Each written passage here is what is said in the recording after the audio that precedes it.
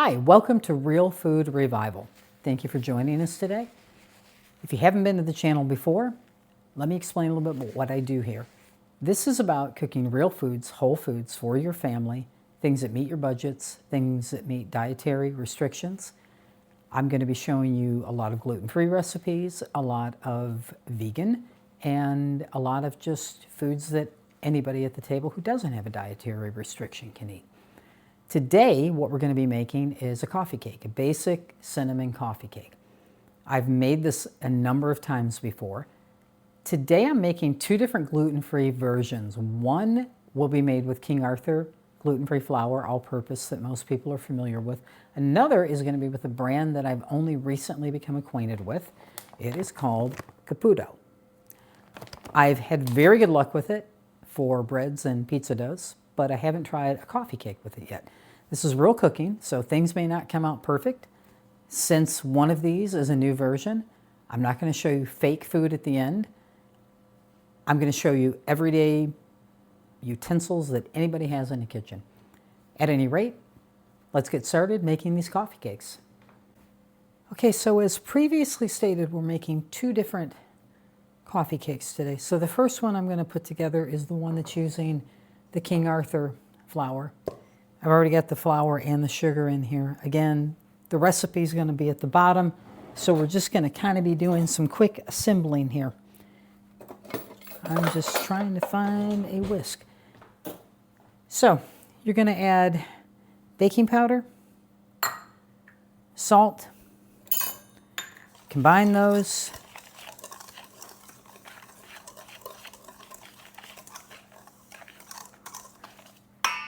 You're going to add milk. Like I said, these are gluten-free and this is vegan. So the product that I use is milk. Let me see if I can get that where you can actually see it.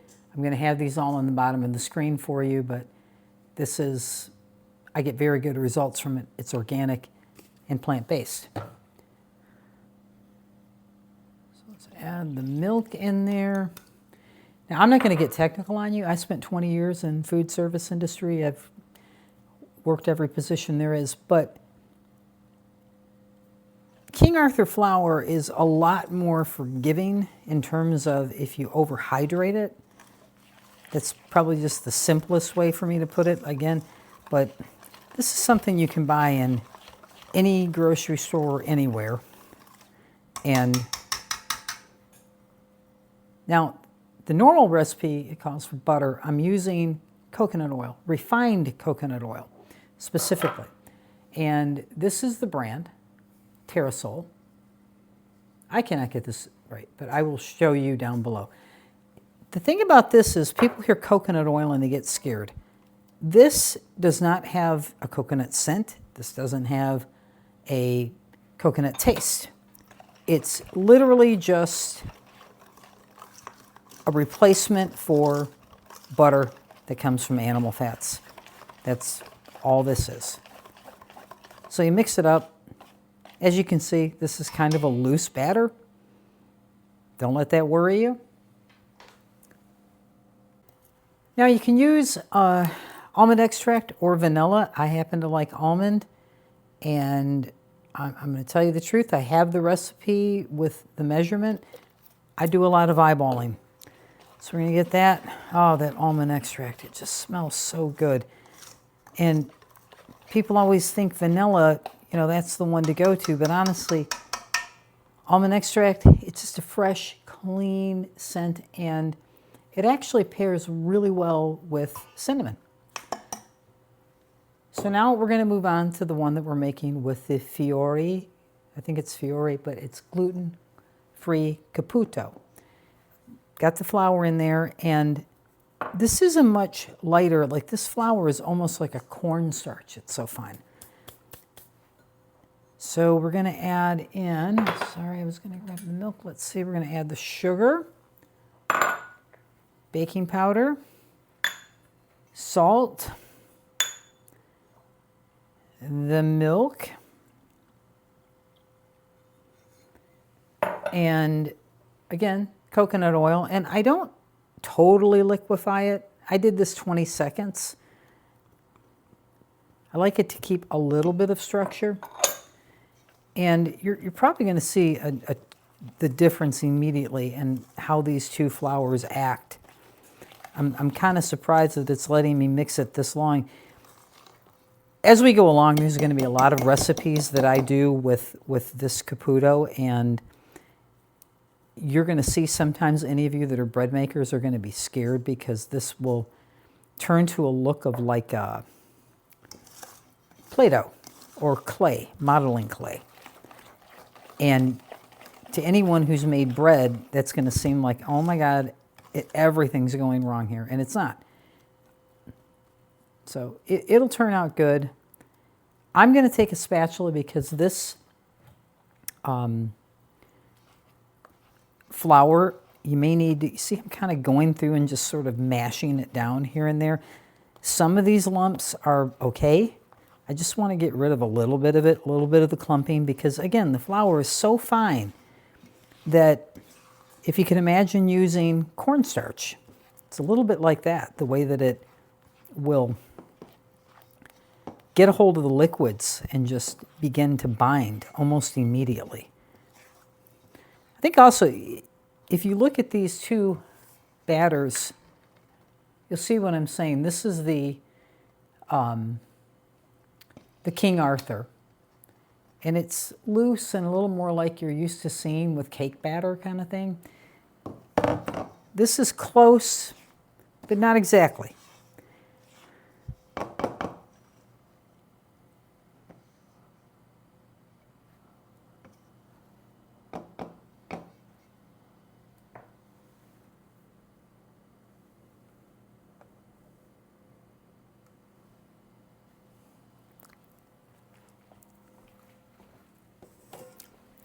I've already gotten 2 pans ready.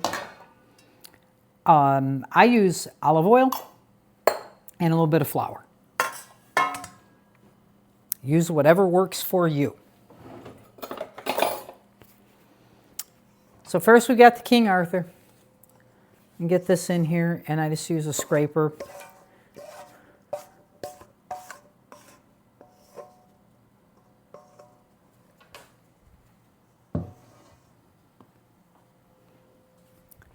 Give that a rinse. And now here is the Caputo.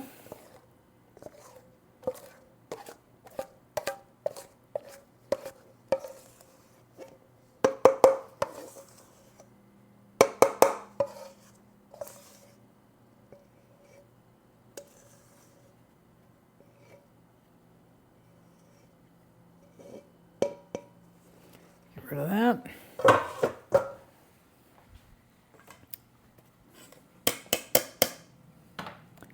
Now we will go back to the crumb topping and just kind of sprinkle that on everywhere.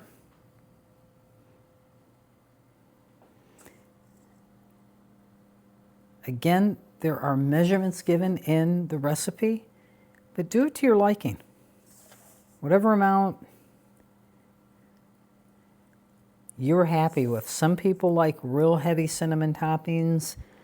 I'm, somewhere in the middle. I like a balance.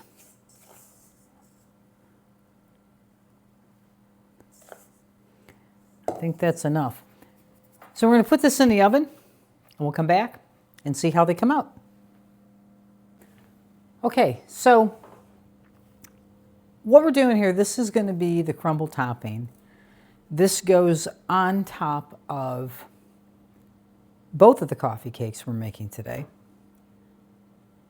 And all I've done, the recipe again is down below. This is the brown sugar. It's sort of like any typical strudel topping.